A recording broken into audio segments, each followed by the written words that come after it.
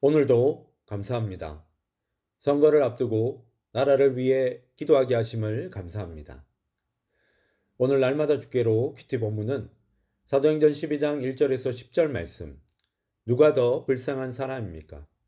누가 더 불쌍한 사람입니까? 스데반의 죽음 이후에 초대교회는 또다시 큰 위기를 마주하게 됩니다. 유대 종교 지도자들의 핍박을 받던 교회가 이제는 정치 권력에 의해서 심각한 위기에 처하게 되었던 것인데요. 초대교회 성도들은 어떻게 이 위기를 극복했는지 살펴보도록 하겠습니다. 예루살렘을 다스리던 헤롯 1세가 예루살렘 교회 지도자 야고보를 죽인 사건이 일어나게 됩니다. 헤롯 1세는 유대인들의 환심을 사고 싶었습니다. 유대인들이 싫어하는 그리스도인들을 잡아 죽이면 유대인들에게 인기를 얻을 수 있을 거라 생각해서 교회 지도자 가운데 야고보를 죽였던 것인데요.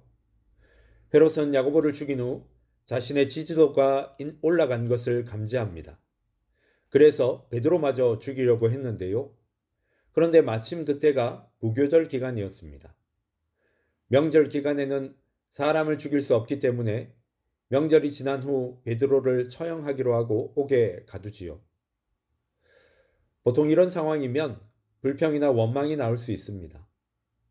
열심히 하나님의 일을 감당했는데 핍박은 더 거세지고 끝을 알 수 없는 고난이 계속되니 낙심하는 마음이 생겼을 겁니다. 그런데 그런 상황에서도 교회는 기도했다라고 성경은 기록하고 있습니다. 그리고 하나님의 역사하심으로 베드로는 기적적으로 풀려나게 되지요. 그런데 오늘 말씀을 보면 불편한 내용이 있습니다. 왜 베드로는 구해주셨는데 야고보는 그냥 죽도록 내버려 두셨냐는 것이죠. 두 사람 모두 예수님의 제자이고 사도인데 왜 한 사람은 죽도록 내버려 두시고 한 사람은 살려주셨냐는 겁니다.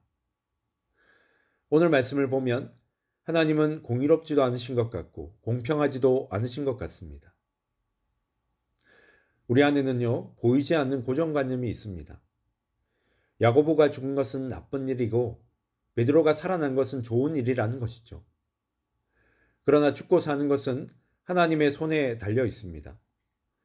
베드로는 죽음을 앞두고서도 감옥 안에서 깊은 잠이 들었습니다. 하나님이 살려줄 것이라는 믿음이 있어서 그런 것이 아니었습니다. 베드로도 자신이 야고보처럼 죽을 것으로 생각했습니다. 하지만 그 일도 하나님의 뜻 안에서 이루어지는 일이라고 믿었던 것이죠. 헤롯은 야고보와 베드로를 죽여서 모든 것을 끝내버리려고 했습니다. 유대인들에게는 인기를 얻고 골치 아픈 그리스도인들은 없애버리는 일거양득의 효과를 노렸던 것이죠. 그러나 베드로는 자신의 죽음이 끝이 아니라 그것이 더 큰 하나님의 능력이 될 것이라 믿었습니다. 그래서 죽음을 앞두고도 감옥에서 잠을 청할 수 있었던 것이죠. 절망적인 상황에서도 믿음을 잃지 않으려면 하나님이 내게 어떤 일을 행하시든 가장 좋은 길로 인도하신다는 신뢰를 가지고 있어야 합니다. 그런 신뢰를 가지고 있는 사람이 믿음의 삶을 살 수 있는 것이죠.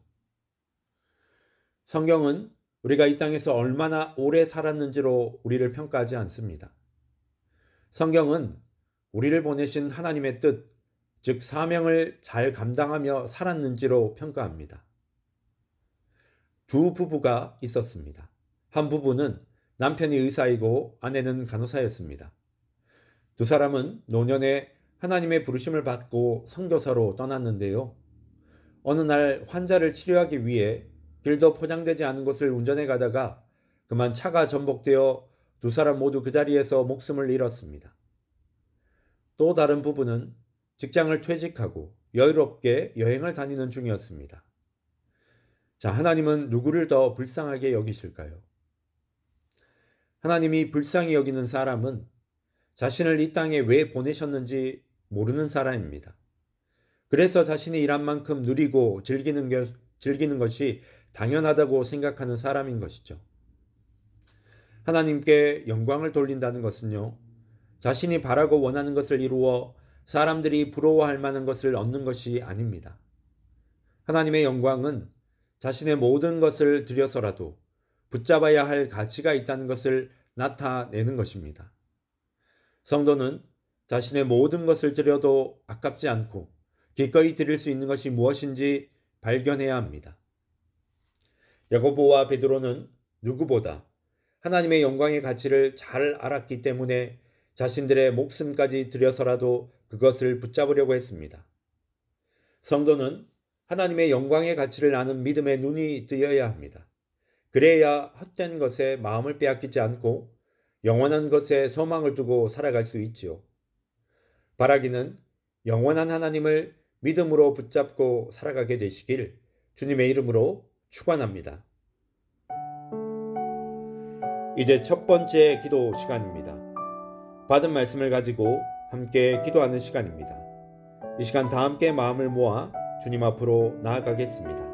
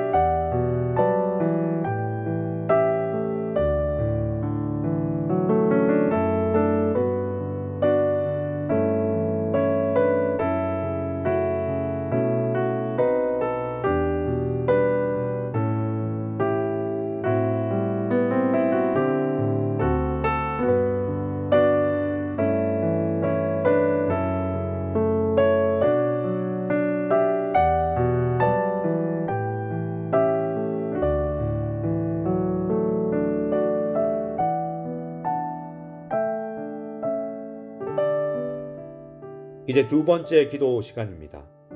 개인 기도 시간입니다. 하나님 아버지 앞에 우리의 소원과 눈물과 감사를 올려드리겠습니다.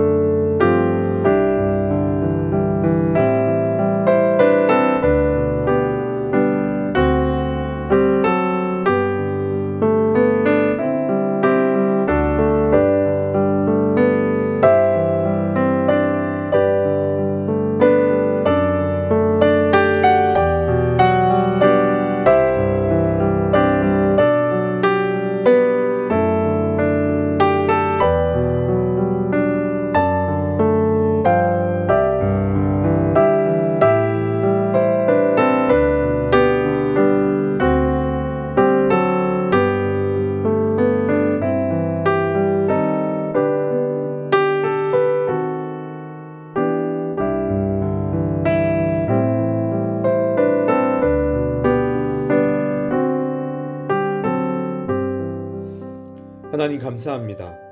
오늘도 감사한 하루를 살게 해주셔서 감사합니다. 주님, 어떤 상황에서도 하나님을 의지하여 살아가는 인생을 가장 좋은 길로 인도해 주신다는 사실을 잊지 않게 하여 주시옵소서. 눈에 보이는 것에 소망을 두고 사는 인생이 아니라 보이지 않지만 영원한 것을 붙잡고 살아갈 수 있도록 인도하여 주시옵소서. 감사드리며 이 모든 말씀 예수님의 이름으로 기도드립니다.